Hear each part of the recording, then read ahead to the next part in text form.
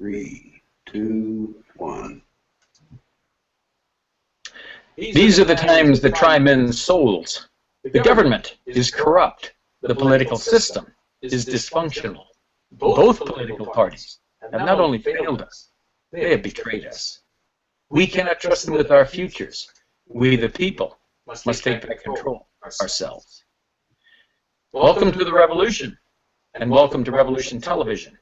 Thank you for joining us here at AEA4USA.com, headquarters for the Second American Revolution, AR2.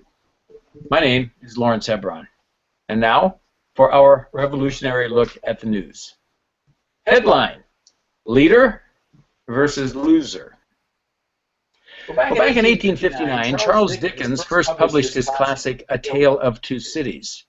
In this episode of Revolution Television, I'd like to tell you a tale of two leaders. Well, actually, whereas they both lead nations, only one is truly a leader. The other is a poser, a puppet, a loser.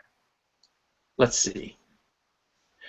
One of these men was born on October 21st, 1949. In 1967, at the age of 18, he joined the Israeli Defense Force. He served in an elite commando unit, Sayeret Mitkal, and went on to fight in 3 wars to defend his country. The other was born August 4th, 1961. He never bothered to serve in the armed forces of his country. At the age of 18, he was attending Occidental College, a private, coeducational, liberal arts school in Los Angeles. At the age of 22, the first man participated in a daring raid to successfully rescue the passengers of Sabina Flight 571, which had been hijacked by members of the Islamic terrorist organization Black September, which also was responsible for the kidnapping and murder of 11 Israeli athletes and officials, and the fatal shooting of a West German policeman during the 1972 Summer Olympics in Munich, Germany. At the age of 22, the second man was working for the Business International Corporation, a publishing and advisory firm dedicated to assisting American companies operating abroad, and the New York Public Interest Research Group, a New York statewide, student-directed, nonpartisan, nonprofit political organization. Boy, that's a mouthful, signifying nothing. Both men achieved degrees from various colleges and universities, including Harvard. The first man served his country in a variety of positions, including Deputy Chief of Mission in Washington, D.C. for the Israeli Embassy from 1982 to 1984, Ambassador of Israel to the United Nations from 84 to 88, Deputy Minister of Foreign Affairs from 88 to 91, Deputy Minister of the Prime Minister's Office from 91 to 92, Chairman of Likud, Leader of the Opposition from 1993 to 96, Israeli Foreign Affairs Minister from 2002 to 2003, Israeli Finance Minister from 2003 to 2005, and Prime Minister of Israel from 1996 to 1999, and again from 2009 to the present. The second man worked as a community organizer, served 3 terms in the Illinois State Senate from 1997 to 2004, and part of 1 term in the United States Senate from 2004 to 2009, where he was best known for voting present. He was elected President of the United States in 2008 and has continued in that position to the present. The first man stands courageously against Islamic terror and the hegemonic threat inherent in the development of a nuclear jihadist Iran.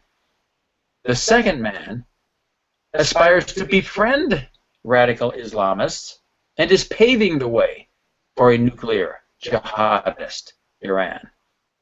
Well, as you may have guessed, the first man is Benjamin Netanyahu, who consistently has served his country's interests and ideals boldly and often at the risk of his own life.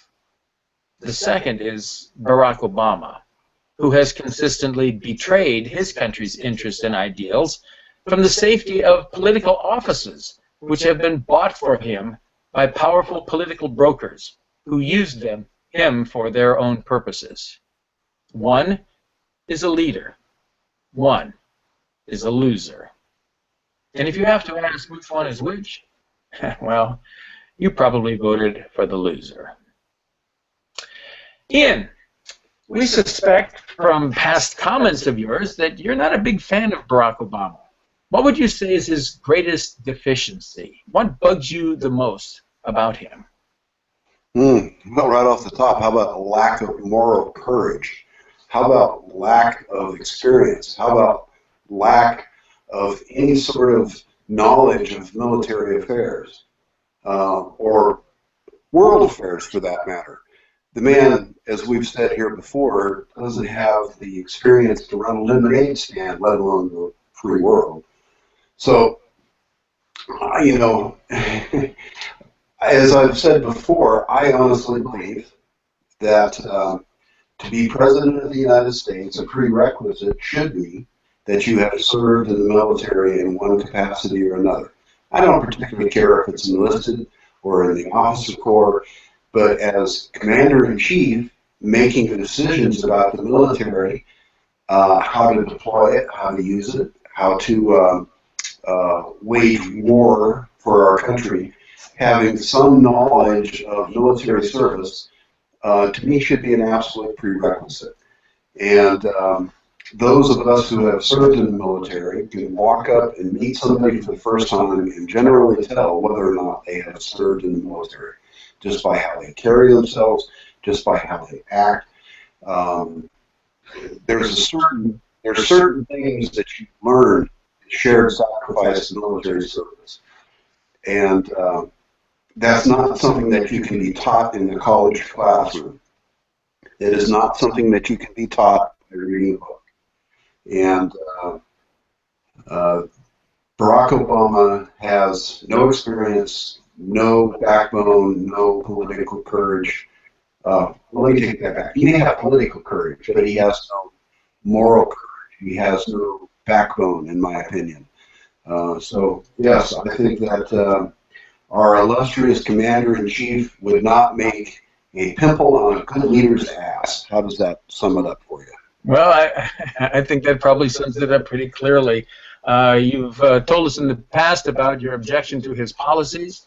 You've commented very clearly about your feeling about his lack of leadership talents. Also, the idea that a good leader, or certainly a good president, would need to have military experience. I've compiled a list here of 13 presidents who did not serve in the military. And I can let the readers decide, for the listeners decide for themselves how these leaders fit in here. And we'll ask for your commentary on that here in just a minute. But the list of 13 presidents who did not serve in the military are John Adams and his son John Quincy Adams. Now, in fairness to them, they were both born before the Revolution and didn't have much of an opportunity to serve in the military. Same could be said about George Washington, but he did serve as far back as the 7 Years' War, the French and Indian War. John Adams was very active during the Revolution, but he was active primarily as an ambassador to France and in other capacities.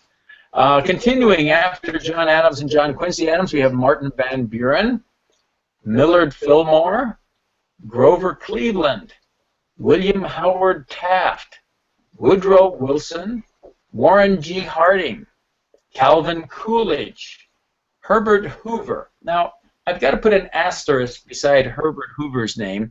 He did serve in a private civilian humanitarian capacity in Europe during World War I. And even closer to combat, he was involved in the Battle of Tientsin during the Boxer Rebellion as a guide for United States Marines. So he would have been in the middle of some stuff there. So even though he wasn't formally in the military, he would have been very close to it and would have observed those who were. Now, continuing to round out our list, we've mentioned 10, the last three: Franklin D. Roosevelt, William Jefferson Clinton, and Barack Hussein Obama. Now, I think that an argument can definitely be made, for the most part, that our national leaders who did serve in the armed forces were cut from a different cloth than those who did not. kind of like the difference between tough sailcloth and frilly lace.